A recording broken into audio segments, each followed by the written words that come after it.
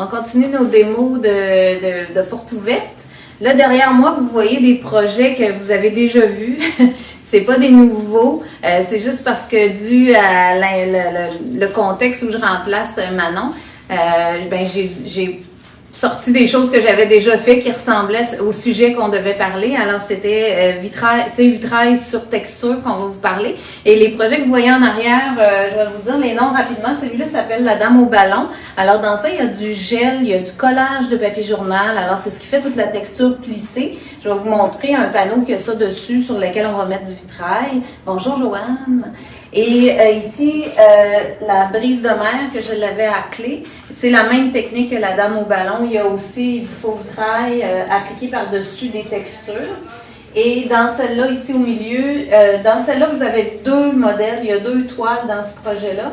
Vous avez un personnage assise et l'autre est debout. Et celle-là s'appelle Mode. Alors, c'est aussi du faux vitrail dans les vêtements. Il y a un mélange d'acrylique et de faux vitrail. Et dans les vêtements, les bottes, le chapeau, il y a de la texture de pâte. Alors, de la pâte légère qui a été sculptée, texturée. Et j'ai un petit échantillon ce matin que je vais vous faire du faux vitrail dessus pour vous montrer un peu ce que ça donne comme effet et comment on l'applique. Alors, on va pouvoir tourner ça, puis on va commencer. Alors, je vous explique un petit peu ce que j'ai sur mes deux panneaux pour faire les démos.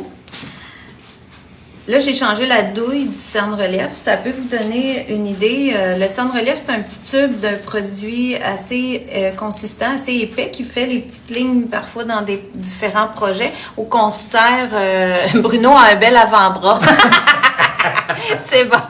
Et puis, on fait des contours pour le cerne-relief avec ça.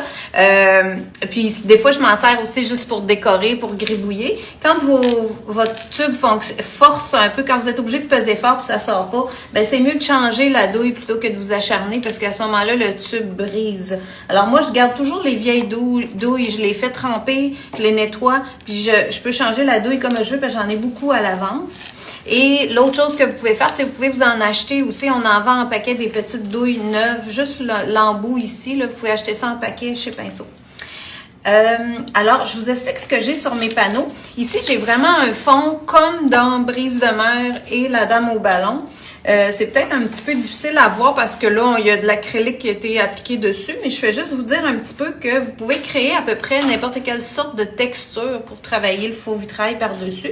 Surtout si vous voulez aller dans des fonds abstraits ou différentes choses qui vont vous donner toutes sortes d'effets quand on va appliquer le vitrail.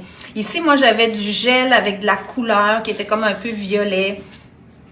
J'en avais aussi du gel épais avec du noir. C'est ce qui me fait les plaques qui sortent un peu grises. Et j'ai des journaux. Si vous observez comme il faut, là, vous voyez un peu d'écriture. Alors, j'ai des papiers journal qui ont été plissés, pliés, qui créent toute la texture pli. Et j'ai collé ça avec le même gel que j'avais mis dans mes couleurs. Fait que ça a resté transparent.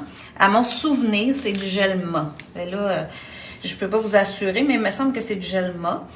Ensuite, ce que j'ai fait, c'est que j'ai des traits de bleu, j'ai un peu des tons de jaune. Alors ça, c'est des crayons Derwent. Le crayon Derwent, c'est un crayon encre avec Derwent Inktense. Alors, ça le dit dans le nom, Inktense, c'est de l'encre et c'est très intense. Alors, on peut faire des traits avec le crayon. Et ensuite, je suis venue avec du blanc acrylique avec un peu d'eau et les traits ont dilué, mais je les ai pas dilués complètement, donc je suis restée avec des marques. C'est ce qui me fait toutes sortes de textures et toutes sortes de différents effets dans mon panneau. Alors, ça va être un petit panneau que je vais vous faire un peu de vitrail abstrait sur ça. Ici, sur mon autre panneau, c'est simplement un papier. Je vous dirais que si j'avais pu me préparer à l'avance, je l'aurais peut-être fait sur quelque chose d'un peu plus rigide. Mais j'avais fait un essai en pratique déjà. Alors, j'utilise ça ce matin pour improviser un petit peu, pour que ça aille plus rapide. Alors, j'ai fait comme une petite robe un peu texturée. Ça pourrait très bien se travailler sur toile à la manière de mode que je viens de vous montrer avant qu'on commence là sur ma toile. C'est de la pâte texture légère qui a été utilisée et on vient sculpter notre modèle avec une spatule. Alors, soit des petites spatules, là, je ne l'ai pas apporté de même, la petite, là. Je l'ai utilisée dans ça, ouais. Moi, j'utilise souvent cette petite-là là, pour faire des modèles comme ça. Puis on peut vraiment sculpter avec une spatule comme ça. On laisse sécher. Alors, ce qui est important après pour le faux vitrail, c'est que si j'utilise un gel comme sur la toile ici pour sceller, pour coller mes papiers, le gel, il est scellé complètement. Je pourrais travailler faux vitrail directement dessus. C'est une surface scellée. Le faux vitrail va rester par-dessus. Si je travaille avec de la pâte à texturer, la pâte, que ce soit une pâte légère ou une pâte il y a d'autres sortes de pâtes, n'importe quelle pâte, ça reste toujours un peu poreux. Alors, si je viens directement avec le faux vitrail par-dessus la pâte qui est encore poreuse, ça risque de rentrer trop dans ma pâte. Alors, souvent, soit qu'on applique un vernis ou comme dans le cas de ce matin, je me suis dépêchée à faire un fond blanc par-dessus pour sceller ma pâte. C'est-à-dire pour que mon vitrail reste en surface, pour pas que je perde toute la brillance de mon vitrail. Fait qu'il faut juste penser à ça. Ça dépend de l'effet que vous voulez. Ça veut pas dire que si j'avais mis le vitrail directement sur ma pâte, ça ferait pas beau. Ça ferait juste plus mat. J'aurais pas l'effet du vitrail tout brillant comme on voit habituellement. Mais ça peut être beau quand même. Ça dépend du look qu'on veut avoir. Hein. C'est pour ça que c'est jamais tout noir ou tout blanc. Il faut toujours doser selon ce que vous voulez avoir. Il faut juste savoir les effets. Ce que je voulais vous parler un petit peu, parce que dans mon modèle, ça, c'était vraiment quelque chose de fait très rapidement. Ça coupait trop carré. Fait que ce matin, je me suis rajouté des petites touches de pâte. Manque de zoom. Veux-tu que je peux zoomer un petit peu plus si vous voulez plus proche? On voit bien de plus proche comme ça. Je vous réagrandirai tantôt pour vous montrer en plus grand. Alors ici, là, on voit que j'ai mis des petites touches avec ma spatule en rond comme ça, pour donner vraiment des aspects arrondis. Vous allez le voir mieux aussi quand je vais commencer à appliquer le faux vitrail dedans parce que ça va se disperser. Fait que je vais juste un petit peu moins zoomer là parce que je veux que vous voyez quand même un petit peu. OK, parfait.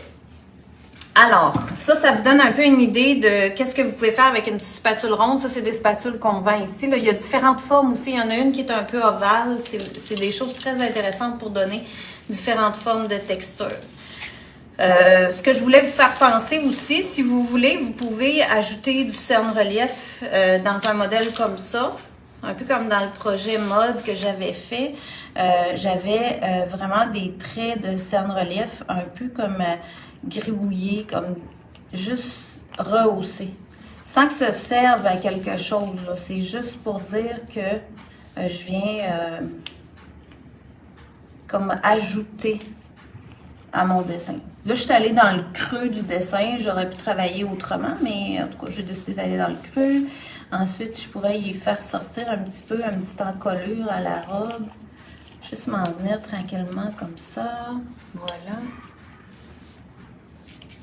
Puis peut-être le bout de la manche ici. J'essaye de repenser qu'est-ce que j'avais dessiné exactement. Je sais même plus quand j'ai fait ça.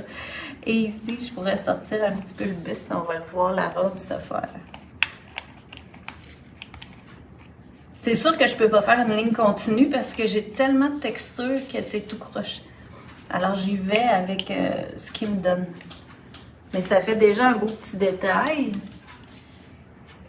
Et on va descendre pour faire un petit volute dans la jupe.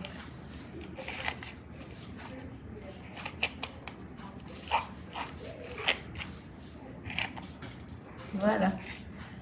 Là, je pourrais y aller très, très rapide, faire quelque chose de... Plus je vais rapide avec le cerne-relief, plus je vais avoir des pointillés.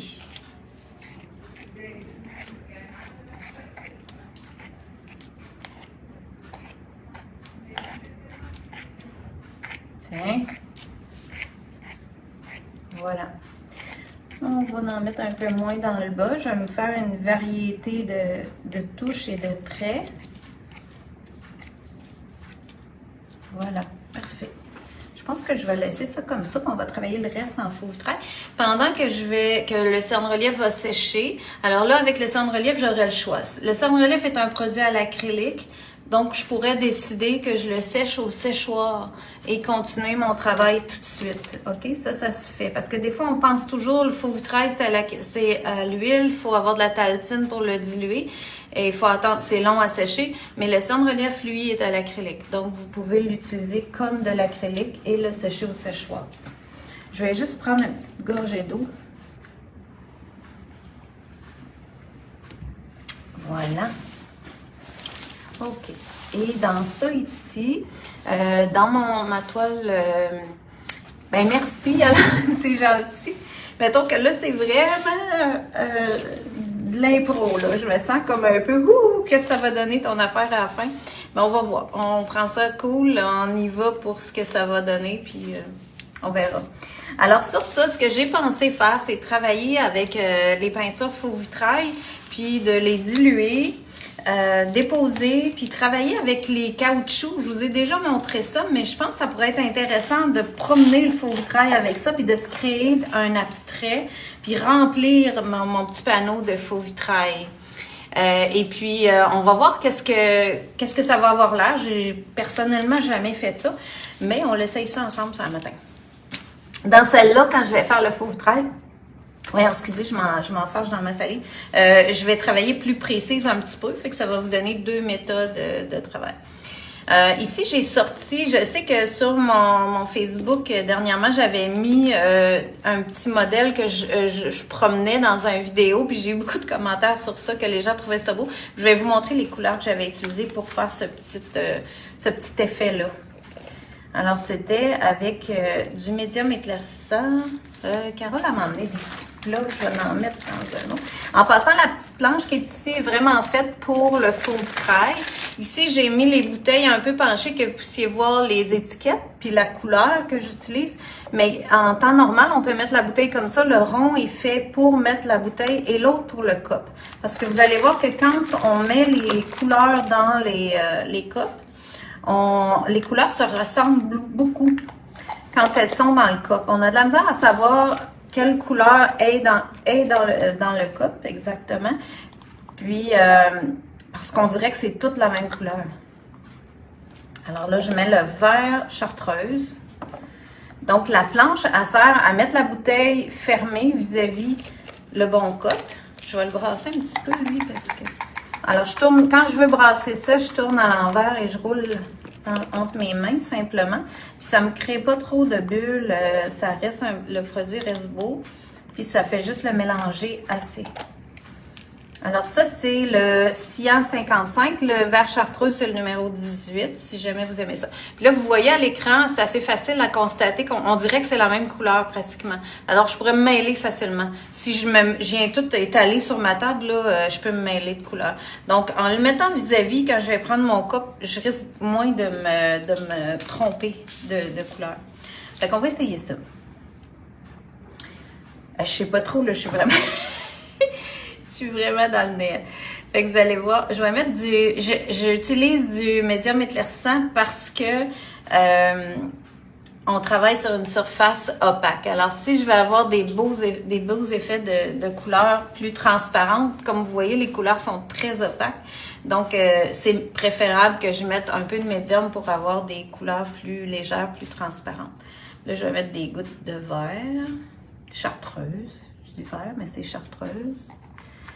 Et du bleu cyan bleu cyan.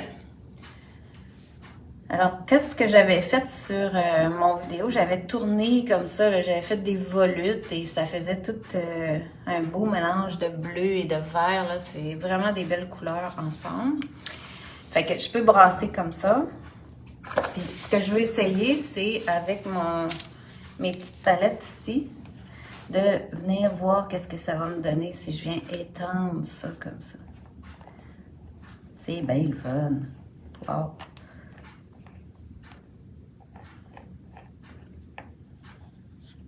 Ça fait une magnifique couleur, ces deux teintes-là ensemble. Puis là, vous voyez automatiquement ce que ça fait. C'est que le faux vitrail, dans la texture, il va rentrer dans les creux. Puis il va rester en surface il va rester dans les creux, c'est-à-dire, puis la surface qui est la plus texturée, elle, va rester plus blanche. Okay. Fait que je vais m'en remettre pour que ce soit plus coloré. J'aimerais ça peut-être foncer ce côté-là avec le vert.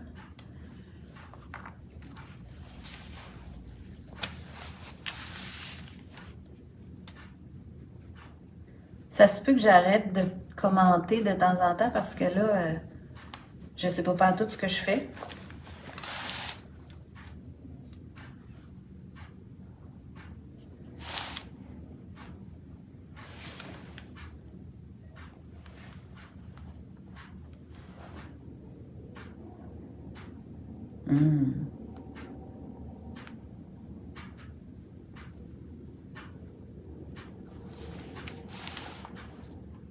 OK.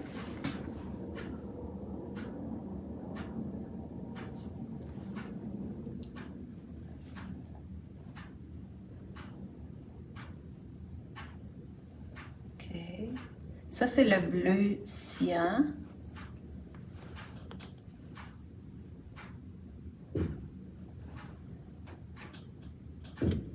C'est vraiment un beau bleu.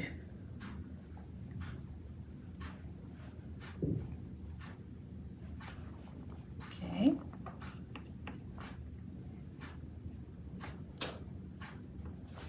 Parfait. Là, j'ai bien envie d'aller jouer là-dedans avec ma spatule juste pour envoyer.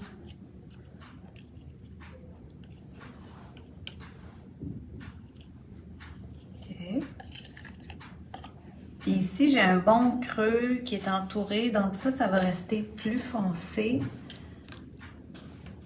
On va le foncer encore plus, je vais l'augmenter.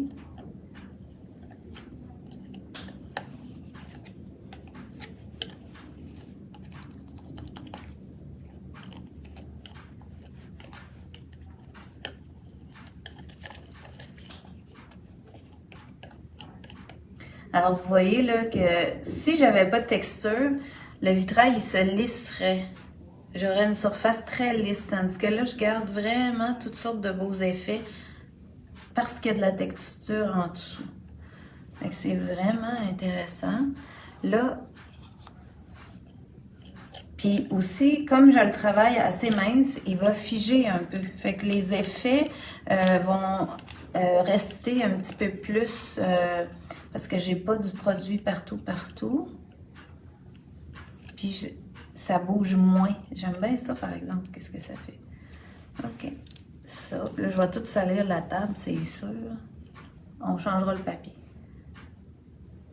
Fait que, moi, je vous dirais, si vous essayez des choses comme ça, là, comme là, je prends le temps là, de vraiment observer qu'est-ce que ça donne, décider qu'est-ce que je vais faire, venir rajouter mon bleu graduellement. Puis là, je vais m'en venir plus bleu ici. Puis ce que je voulais faire, c'est ramener aussi du mauve. Ben, du mauve, je veux ramener du rose fuchsia. On va aller essayer ça, voir qu'est-ce que ça donne. Et du médium. Parce que je sais que ça fait un super beau mélange ensemble. OK. Avec le bleu cyan, ça faisait une très belle couleur. Je vais mettre un peu de médium ici. Aller chercher ça. OK. Je vais revenir avec ma petite palette, j'aime bien ça. On va laver ça. Faut que ça colle trop, c'est quand même de l'huile. OK.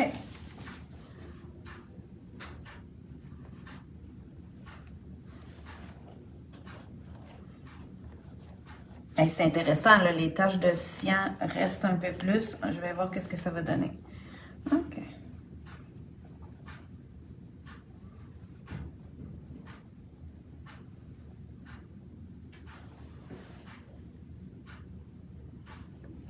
Ça se peut que ce soit pas beau à la fin, hein? On va voir vers où ça va m'emmener. Mais là, vous voyez, mon bleu cyan commence à se mélanger ici avec mon rose.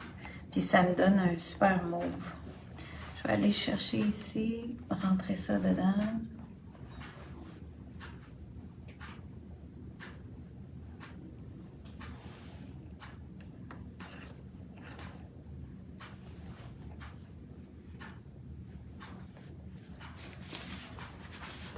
Super. Ensuite, je vais commencer par ajouter du médium ici, un peu, pas que ce soit trop foncé. remettre mon sien à sa place.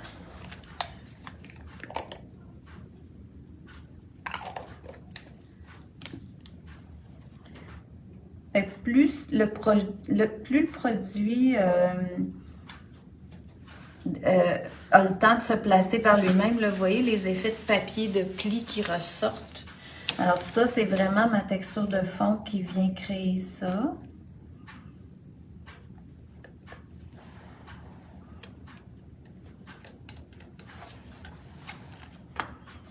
Et je voulais avoir du bleu dans ça pour que ça devienne un peu plus foncé ici, plus mauve.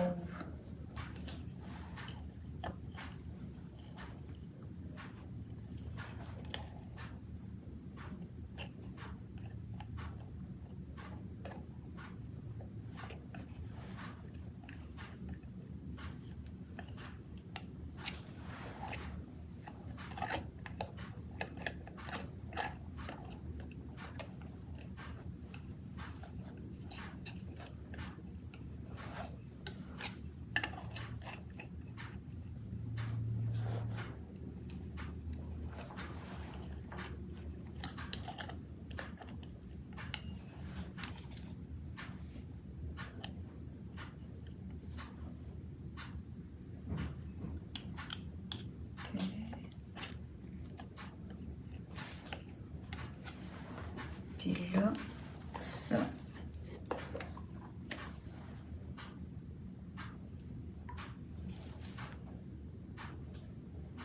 Je pense que je ne mettrai pas de médium. Je vais l'essayer sans médium pour venir foncer vraiment mon coin ici en bas. Waouh, ça c'est ça que je voulais comme couleur.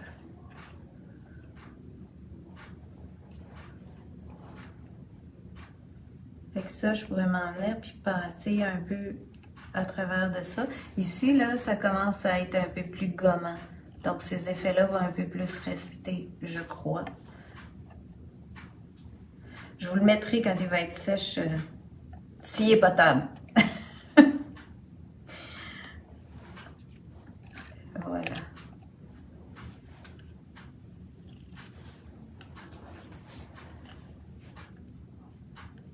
Comme ça. Parfait.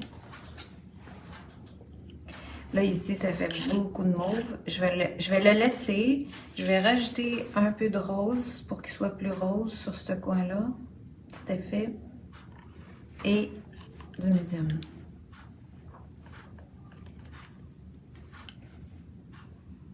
Puis là, ça va le diluer un peu.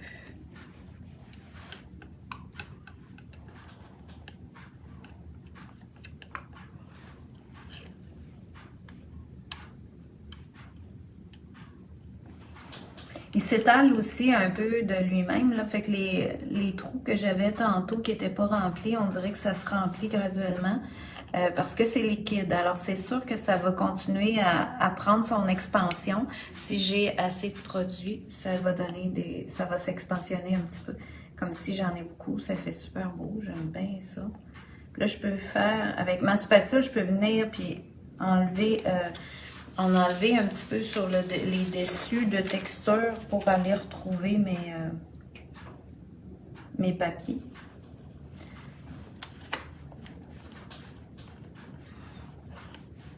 Ah.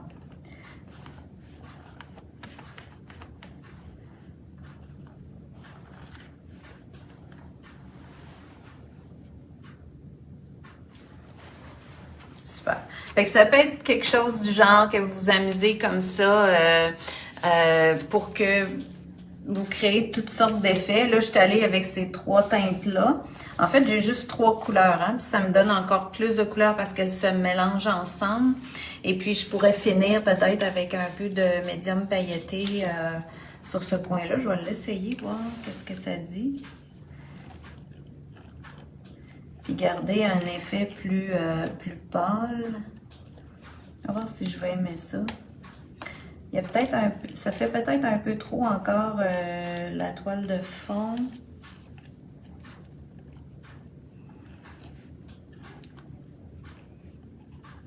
Je pourrais redescendre par contre avec mon verre. Fait que je vais prendre le temps de fermer ça. On va remettre une petite goutte de rose ici pour me faire un rappel. Puis je vais pouvoir aller dans la robe pour vous montrer d'autres effets dans la robe. Fait que vu que j'ai encore du bleu et du vert,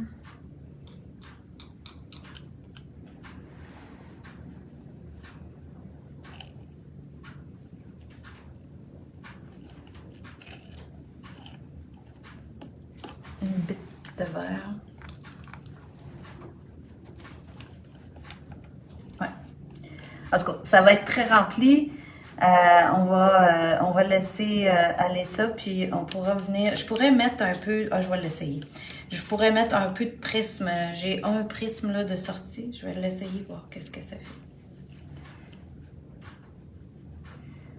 Alors voilà. Avec le rose qui va me donner une autre teinte aussi. J'haïs pas ça pantoute. Bon.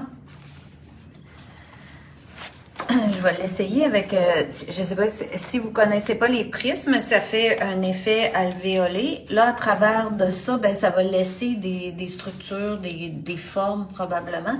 Je vais juste me prendre un petit bâton. Je les ai mis ici. Parfait. Alors, les prismes et les mônes dans ces produits-là, il faut les brasser avec un bâton.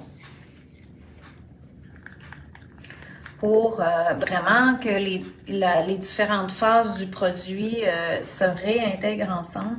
Faut le brasser avec un bâton. C'est très important. Si vous commandez de ces produits, allô Carole, si vous commandez de ces produits-là de chez Pinceau, inquiétez-vous pas s'il y a un dépôt au fond, c'est tout à fait normal. Parce qu'ici, en magasin, on ne prend pas le temps de brasser chaque bouteille. Et le produit, ça se sépare. Alors, vous avez juste à le brasser, puis après ça, il va se réintégrer ensemble, puis ça va fonctionner. Alors, voilà pour ça. Là, je l'ai brassé. Je vais me prendre un petit cup.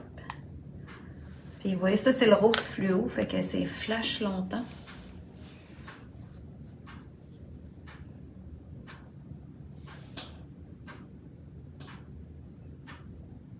Je sais pas trop ce que ça va donner, mais on va essayer.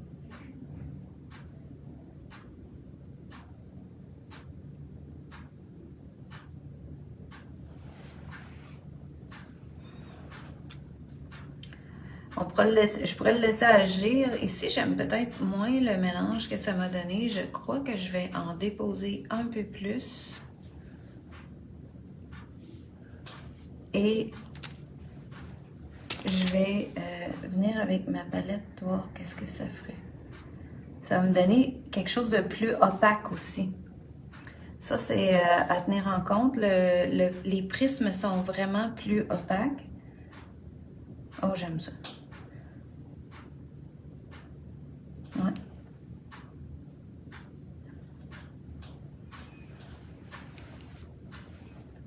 Ah, tu vois, elle a déjà de la paillette.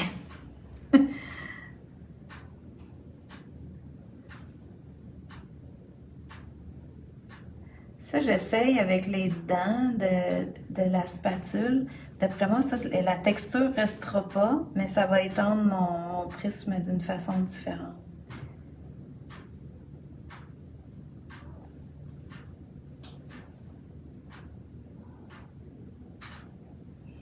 Fait que ça vous donne un peu des idées de ce que vous pouvez faire. Comme là, j'avais pas du tout de cerne relief. C'est vraiment travailler à improviser.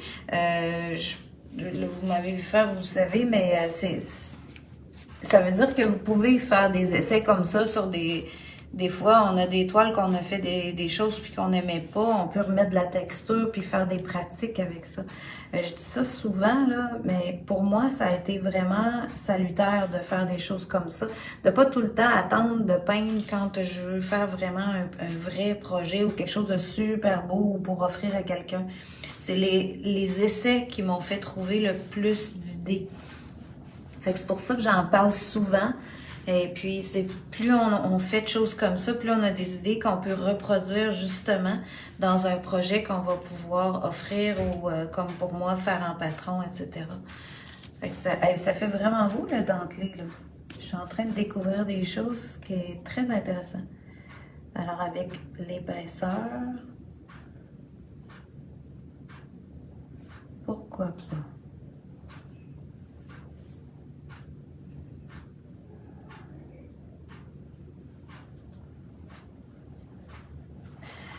Super. Fait que je garde ça de même, puis on va travailler la petite robe.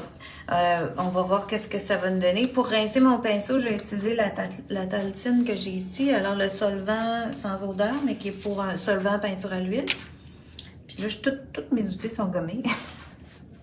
Et je vais surtout rincer mon pinceau pour pouvoir travailler dans la petite robe. Ouais, il me reste quelques minutes. Moi, j'adore ces couleurs-là. Là, c'est vraiment... Tant qu'à improviser, autant improviser avec ce qu'on a. Voilà. Ça, comme ça, on va essuyer celle-là aussi. OK. Donc, je vais retasser un peu mon panneau.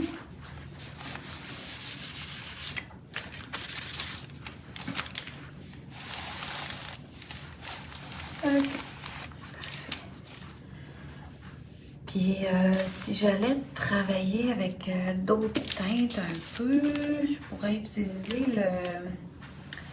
le lavande aussi, il est beau, le bleu lavande, le rouge.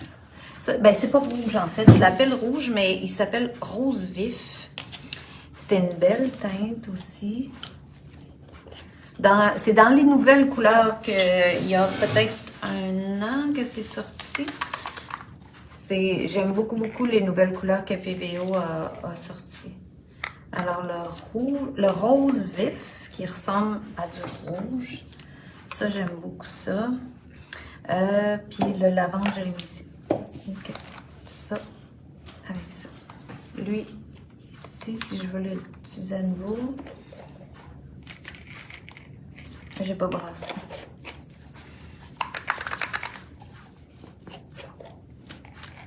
Voilà. Alors, le lavande, ce sont toutes, encore une fois, c'est vraiment des couleurs foncées. Pourquoi que le faux vitrail est foncé comme ça? C'est qu'à la base, eux ont conçu des couleurs pour aller sur du vert, pour imiter vraiment le faux vitrail, alors qu'il y aurait une lumière en arrière d'une vitre. Alors, c'est pour ça que c'est si foncé. Et c'est pour ça aussi que c'est préférable de mettre un petit peu de médium quand on travaille avec ça, pour l'éclaircir un petit peu, pour aller chercher des tonalités différentes. Alors ici, j'ai mis du médium éclaircissant, puis là, je vais travailler avec rose vif. Alors moi, la façon que je travaille la plupart du temps, je dépose mon médium et j'ajoute la couleur. Je commence par ajouter quelques gouttes comme ça, puis je dépose. Quand je dis dans le patron, je dépose, c'est que je prends mon pinceau comme une petite cuillère, puis je dépose des gouttes.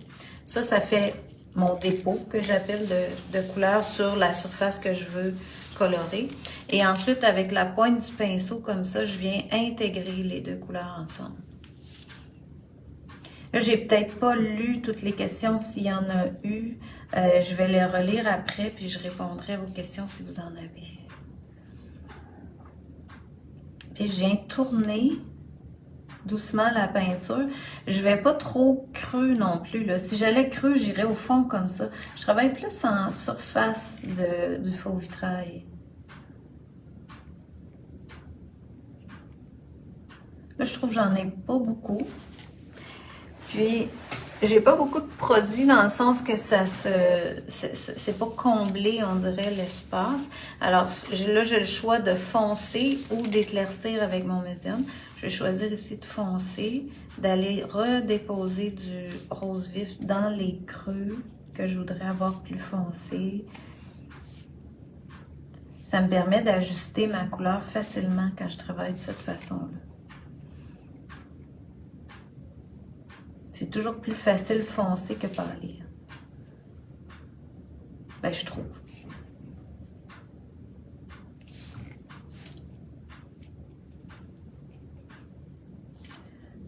Ici. Bon. Là, je pense que je vais essayer quelque chose. On va mettre du médium, mettons, ici. Dans le haut, ça va diluer peu le rouge qui me reste sur mon pinceau, le rose.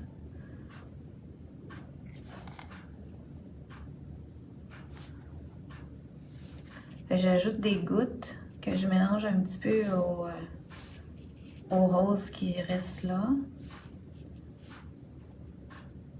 Qui est un petit peu proche, qui déborde. Parce que là, j'ai pas de cerne pour retenir, hein? C'est seulement la pâte. Donc, il faut que je sois ouverte à quelque chose de plus...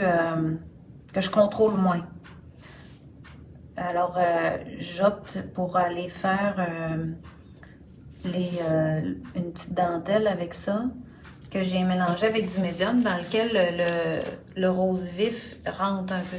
Parce qu'il veut pas, il va voyager entre les deux. J'ai pas mis de barrière, j'ai pas mis de cerne relief, j'ai pas de pâte, j'ai pas la pâte assez épaisse partout pour retenir.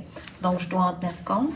Et je vais rajouter des petites gouttes de lavande pour faire un peu violacé, ce qui va pouvoir se mélanger avec le rose vif, puis me donner des couleurs. Une autre couleur avec...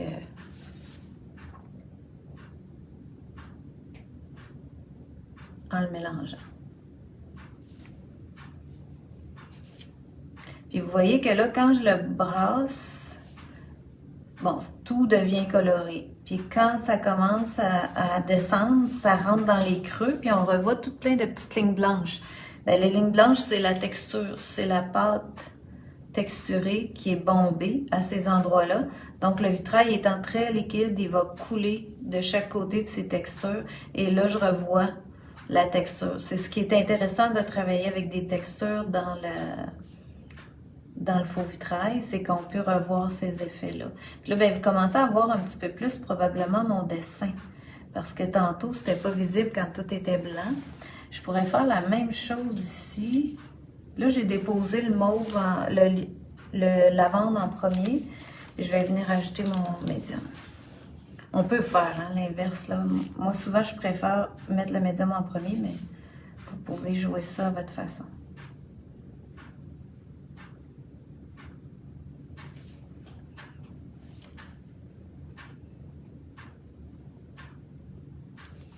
Puis, je pense que je ferai la même chose ici, avec la bande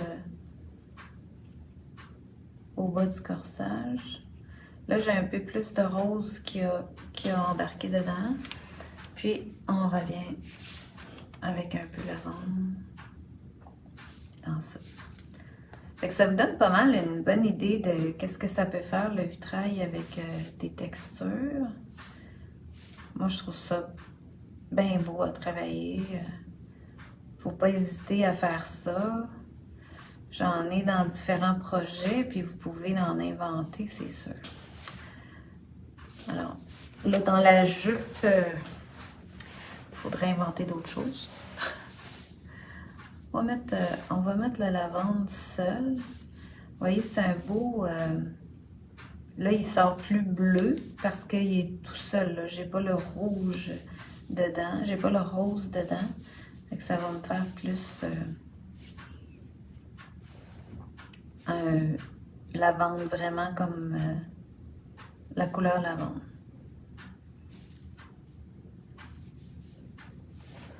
Là, il y a déjà moins quart, il faut que je vous laisse avec ça. Et ça va être... quand je vais arriver ici vers les ronds, ben là, je pourrais déposer des couleurs, mais je pourrais travailler aussi avec différentes couleurs dans les autres étages. Ce sera à voir qu'est-ce qui va arriver avec ça. Pour ma part, si j'avais à terminer un projet comme ça, que je voulais terminer l'extérieur en faux vitrail, je vais juste vous mentionner que j'attendrai que le vitrail de ma robe soit sec comme il faut pour pas que ça vienne interagir, que les produits commencent à tous se mélanger ensemble. Donc, c'est sûr que j'attendrai que la robe soit sèche et pour là, je pourrais venir faire un extérieur en faux vitrail aussi. L'autre option que j'aurais eue et que je fais souvent dans mes projets, c'est que je fais un arrière-plan, je colore l'arrière-plan avant de finir avec le faux vitrail. Fait que souvent, ça, c'est plus facile à contrôler parce qu'on notre fond est déjà fait. On finit vraiment avec les étapes de faux vitrail. Fait que vous avez différentes options qui s'offrent à vous puis que vous pouvez travailler différentes méthodes avec le faux vitrail. Alors, je vais peut-être finir, ces petits projets-là, je ne sais pas. Et puis, je vous tiendrai au courant si j'avance ça un peu plus loin. Et puis là, je vais vous laisser. Puis je vais me préparer, je vais changer ma table pour vous parler de... à 11h, je vous parle de mon projet Les Copines à Paris. Alors, je vais vous montrer le découpage de la Tour Eiffel et le collage de la Tour Eiffel. Alors, on va tout faire le ménage de ma table, puis on va se réinstaller, puis je m'en rebranche dans quelques minutes. C'est drôle, ta voix est accompagnée du tic-tac de... Ben oui, mais alors là, j'en fais vraiment du bruit. C'est vraiment spécial. Moi, j'ai l'impression que c'est juste pour pas que je passe tout douette à mon temps. Mais c'est bien correct. Alors, mais vu que c'est moi qui reviens tantôt, c'est pas si pire, là. Si je retarde, c'est parce que c'est moi qui va me brimer. Alors, je vous dis bye bye. On se revoit dans 15 minutes à 11h pour mon autre démo. Alors, merci à vous d'être là.